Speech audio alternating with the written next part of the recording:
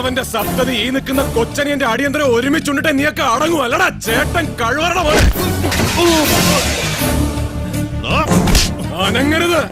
കൊച്ചുഞ്ഞിന് നേരെ കൈയൊങ്ങ വന്നാലുണ്ടല്ലോ വടക്കൻ വീട്ടിലെ IAS ആണെന്നും പറഞ്ഞ് നടക്കുന്ന നിന്റെ നാക്ക് ചവിട്ടിക്കുട്ടി അണ്ണാക്കി തിരികെ ഞാൻ. കൊച്ചുഞ്ഞ് നീ ഇതിൽ ഇടപെടണ്ട. നല്ലൊരു ദിവസമായിട്ട് മൂക്കറ്റം കള്ളം മോന്തി കേറി വന്ന് താൻ തോന്നിത്തരം കാണിച്ചാലുണ്ടല്ലോ. നീ എന്റെ മോനെ തല്ലി അല്ലടാ തന്തയ്ക്ക് പറക്കാത്തവനെ. തന്തയ്ക്ക് പറഞ്ഞവനായതുകൊണ്ടാ തല്ലിയത്. ഈ തന്തയ്ക്ക് അത് വേണ്ടെങ്കിൽ മാറി നിൽക്ക്.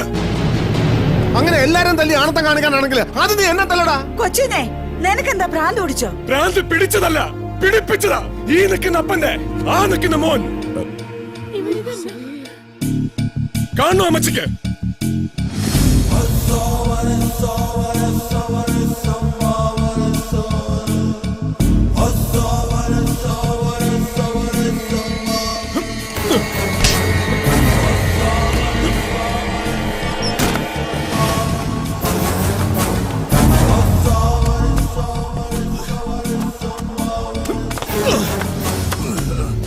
ഞാൻ പറഞ്ഞതിന്റെ ബാക്കി ഇവൻ പറയും. പറയടാ പന്നി. പറഞ്ഞില്ലെങ്കിൽ കൊന്നുകളയും ഞാൻ.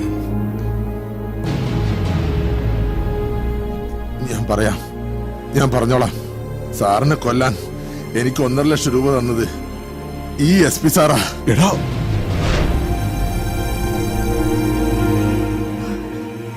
കേട്ടല്ലോ, വടക്കൻ വീട്ടിലെ അമ്മാവന്മാരും ചേട്ടായിമാരും ഒക്കെ ഈ കൊച്ചനിയനെ വളർത്താനല്ല കൊല്ലാനാ ഇവന് കാശ് കൊടുത്തത്.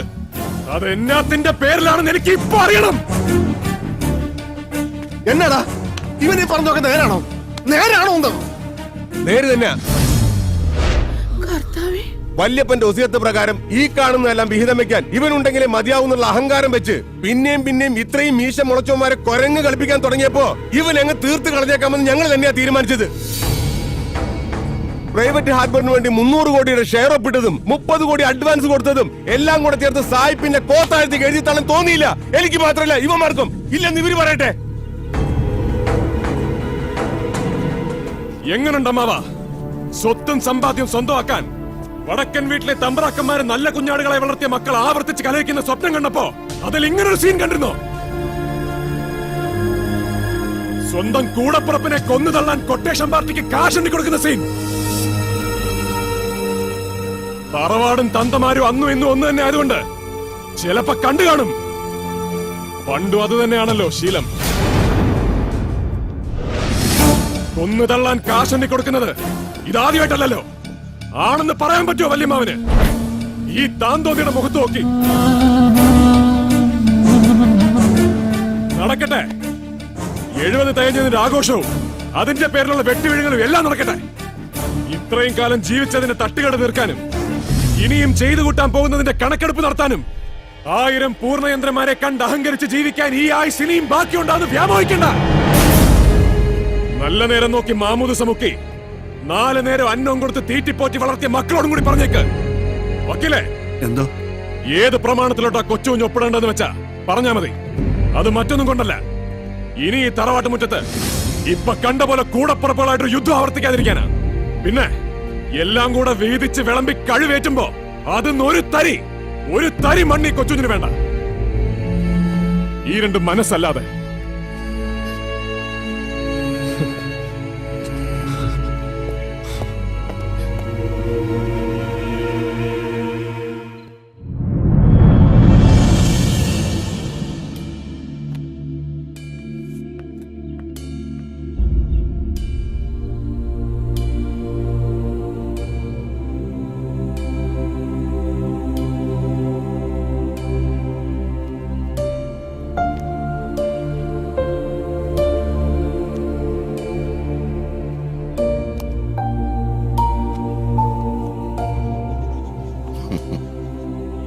അവകാശികളെല്ലാവരും ഒപ്പുവെച്ച സ്ഥിതിക്ക് ഇനി വസ്തു കൈമാറ്റമാകാം.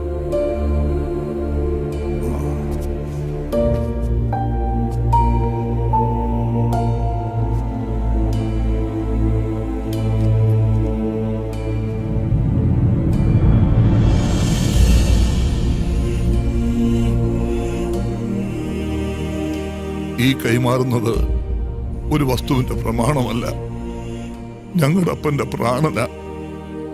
ഈ മണ്ണിൽ വധറ്റതൊന്നും 100 മേനി കൊയ്യാതെ പോയിട്ടില്ല. ஆண்டவா பழனி முருகா இல்ல சார், அப்பாவும் மக்களும் சின்ன மக்களும் பிராணன் சமம் உண்டாக்கி எடுத்த ഈ சொத்து கண்டிப்பா இங்கத்தான் இது போல காணும். அதுவும் 100க்கு 100 மேனி விளைஞ்சுதான் காணும். இது வாங்குறதுக்கு சரியாய உணர் நான் இல்லை, நான் வெறும் பினாமி. அந்த பெரிய ஆளு தோ வராரு.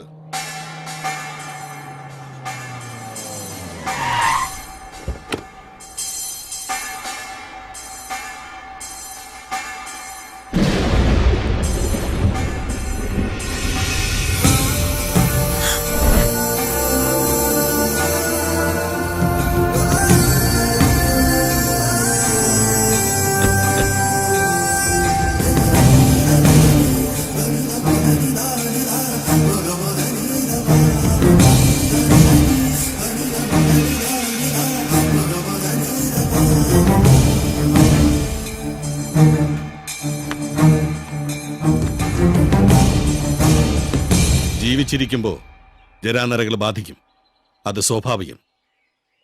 പക്ഷേ മരിച്ച് മണ്ണടിഞ്ഞു പോയിട്ടും നരബാധിച്ചു പോയ ഒരു മനുഷ്യനാണ് ഞാൻ.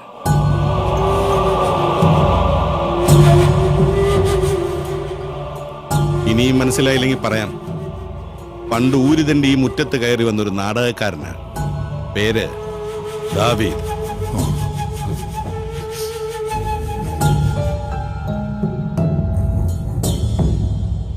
வாங்க சார் வாங்க.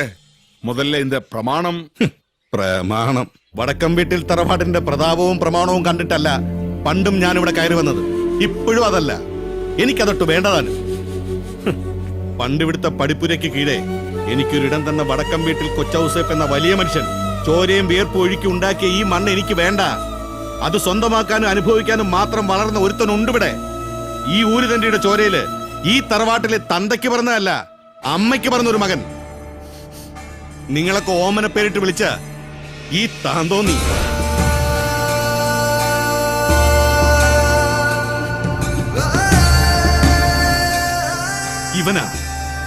ഇവനാ ഇത് വാങ്ങിയത്.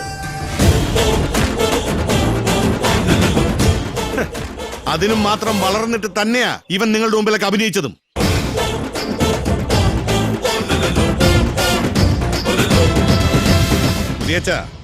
ഉള്ളം കൈ വേർക്കില്ലെങ്കിൽ ആ കയ്യിലിരിക്കുന്ന പ്രമാണം അവനും കൊടുത്തേക്ക്.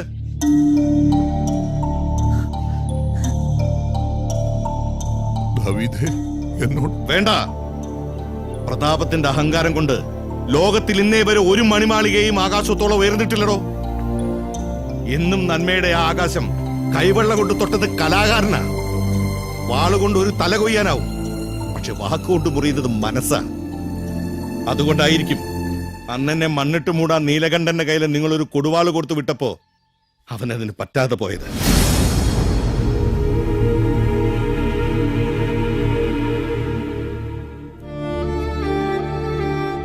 ഞാൻ കാരണം മുറിവേറ്റൊരു മനസ്സുണ്ട് ഇവിടെ. ആ മുറിവുണക്കാൻ മരുന്നായിട്ട് ഇനി ഒരു വാക്കേ ബാക്കിയുള്ളൂ.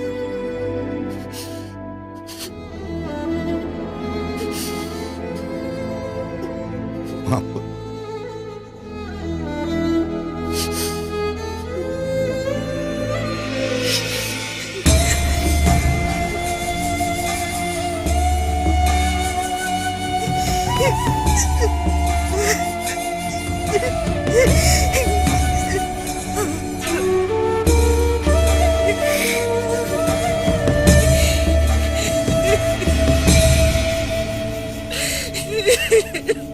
കത്രീനെ,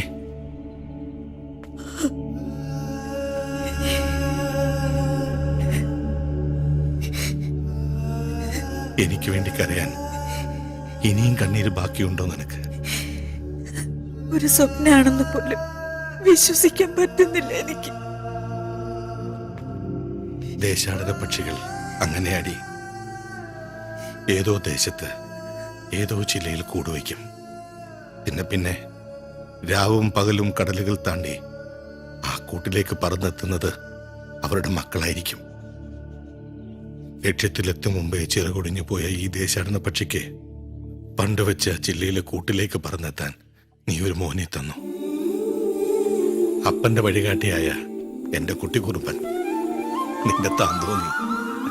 ആശാനെ ഓവറാക്കല്ലേ. ആശാനെന്നോ അപ്പാന്ന് വിളിയടാ താൻ തോന്നി. അമ്മച്ചി, ഇനി എന്നെ ഇവിടുന്ന് അടിച്ചിറക്കിയാലും വേണ്ടതല്ല. ഞാനൊരു കാര്യം അങ്ങോട്ട് ചെയ്യാൻ പോവാ.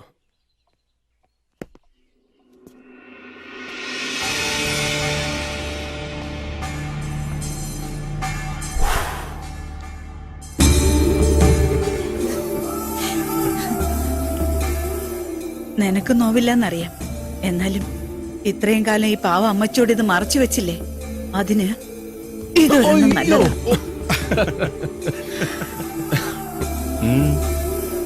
ഇപ്പൊ സന്തോഷമായല്ലോ എന്റെ മോനെ. സന്തോഷം.